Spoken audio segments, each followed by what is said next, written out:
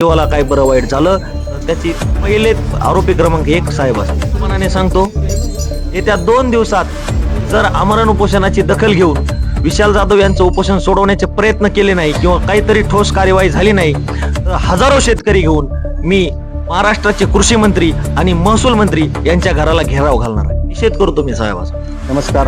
आपण आज बीडच्या माजलगाव शहरातील जिल्हा उपविभागीय कार्यालयावरती आहोत आणि या ठिकाणी आज तालुक्यातील हजारो शेतकऱ्यांनी या ठिकाणी पीक विम्यासाठी जे 2025-26 या वर्षामध्ये जे शेतकऱ्यांच्या अतिवृष्टीने नुकसान झालेले होते, या नुकसान भरपाईसाठी शेतकरी आज गेल्या 4 ते 5 दिवस झालं माजलगाव शहरातील छत्रपती शिवाजी महाराज चौकामध्ये आमरण उपोषणासाठी बसलेले आहेत.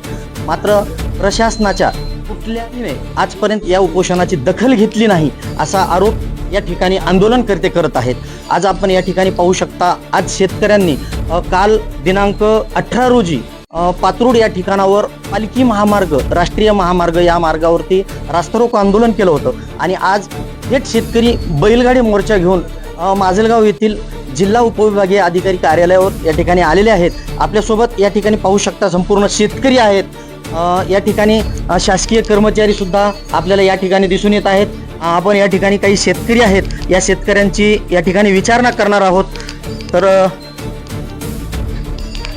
आपल्यासोबत जागर प्रतिष्ठान या संघटनेचे संस्थापक अध्यक्ष किसन चव्हाण पाटील हे यांच्या मार्गदर्शनाखाली हा शेतकरी मोर्चा चालू आहे. आपण त्यांच्याचीच या मोर्चा संदर्भात विचारणा करणार आहोत. जो तुम्ही हा मोर्चा काढलेला आहे, या मोर्चाबद्दल तुम्ही काय सांगू इच्छिता? जो बैलगाडी मोर्चा आज तुम्ही या कार्यालयावरती घेऊन आलेला आहात. बीड जिल्ह्यातील शेतकऱ्यांना 25-26 हंगामातील पीक विमा मिळालेला नाहीये. महाराष्ट्राचे सन्माननीय मुख्यमंत्री एकनाथ देवेंद्रजी फडणवीस साहेब यांनी महाराष्ट्रातल्या शेतकऱ्यांना शब्द दिला होता की हेक्टरी 17,500 रुपये पीक विमा शेतकऱ्यांना मिळेल म्हणून, परंतु तो अद्यापपर्यंत मिळाला नसल्या कारणाने आमचे जागर प्रतिष्ठानचे शिलेदार विशाल जाधव 15 ऑगस्ट देशाच्या स्वातंत्र्य दिनापासून छत्रपती शिवाजी महाराज चौकामध्ये आमरण उपोषणाला बसलेले, परंतु प्रशासनाकडून कुठलीही दखल घेतली नाही. आमचा हा स्पष्ट आरोप आहे. गेल्या 1 ते 1.5 तासापासून इथं शेतकरी उपस्थित आहेत. हजारोच्या संख्येने शेतकरी इथं उपस्थित आहेत, तुम्ही बघू शकतात. परंतु गेल्या 1.5 तासापासून उपजिल्हाधिकारी साहेब निवेदन स्वीकारायला आलेले नाहीत.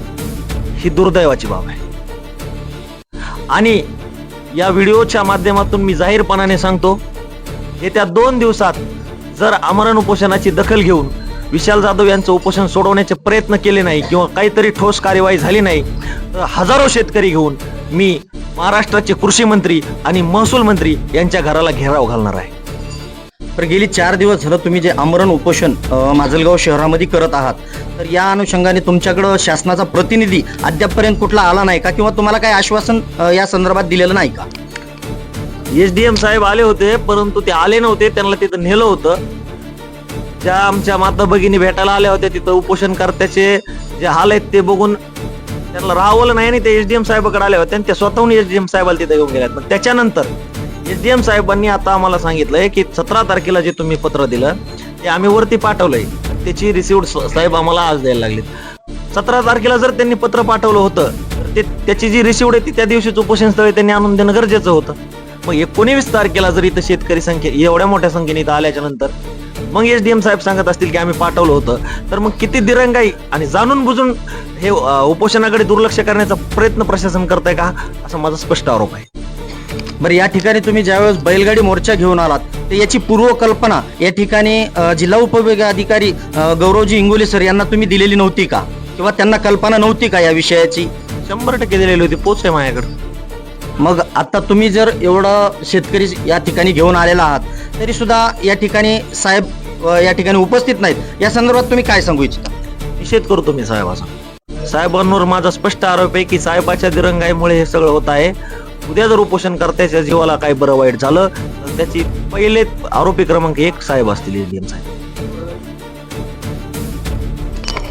तर हे होते जागर प्रतिष्ठानचे संस्थापक अध्यक्ष किसन पाटील चव्हाण आणि समस्त शेतकरी या ठिकाणी उपस्थित आहेत आणि त्यांची संतप्त अशी प्रतिक्रिया आहे की येत्या 2 दिवसामध्ये जर शासनाने याची जर दखल नाही घेतली तर आम्ही प्रकाश मराठीसाठी कॅमेरामन दर्शन डोंगरेसह मी प्रकाश यादव, माजलगाव.